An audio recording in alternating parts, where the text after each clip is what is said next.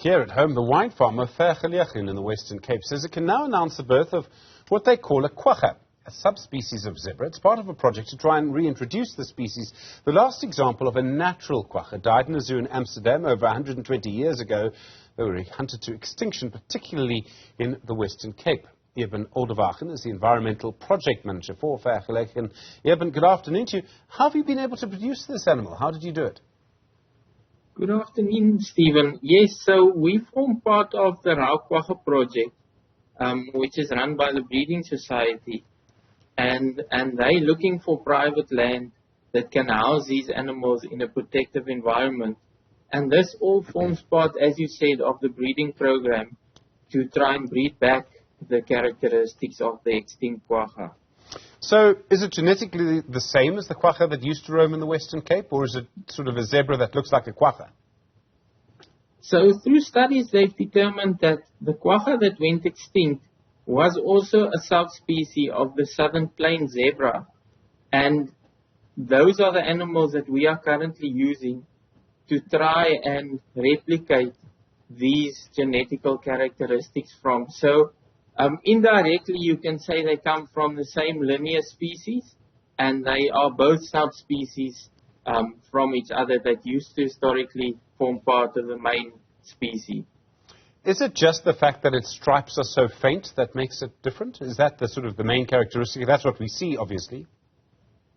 Yeah, so there's a few differences between the zebra and the quagga. The first is the obvious one, which you've also mentioned, is the coloration in the stripes. So when it comes to the coloration, your zebras generally, you're almost white with a very dark or sometimes even black-looking stripes on it.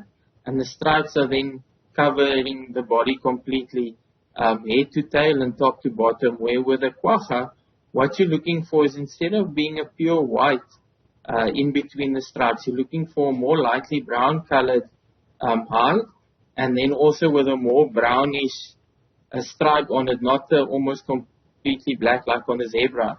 And then with the patterns, they're supposed to have stripes only the head and the main body, and towards the tail and the legs and the belly is not supposed to have any stripes, and that would be your almost ideal characteristic of the quagga. And apart from that, they're also slightly smaller and stocky animals than the zebra. The zebra is a little bit taller than the quagga. You've left it with its herd. You haven't even determined its sex, is that right? That's correct, yeah. So in the adults, we've got the 6 mares and the 1 stallion.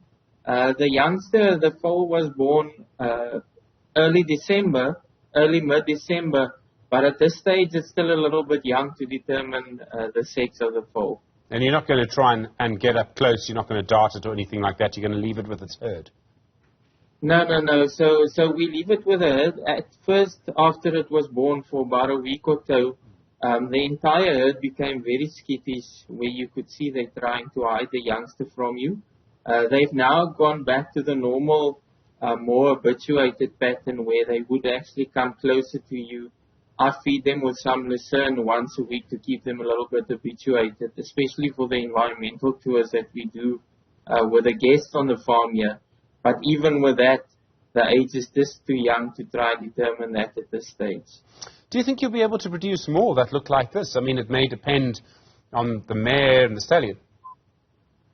Yes, so it's a very interesting project, and when you look at some of the very first project animals and you look at some of the very last animals born in the project, you clearly see the progress made by the selective breeding project in terms of coloration and stripes and patterns and that kind of thing. So I definitely think it's possible. Every time I think that you have offspring, you do come a little bit closer to those desired results that you're looking after. Every now and then you might have one that comes out a little bit darker striped or a little bit more striped than the others.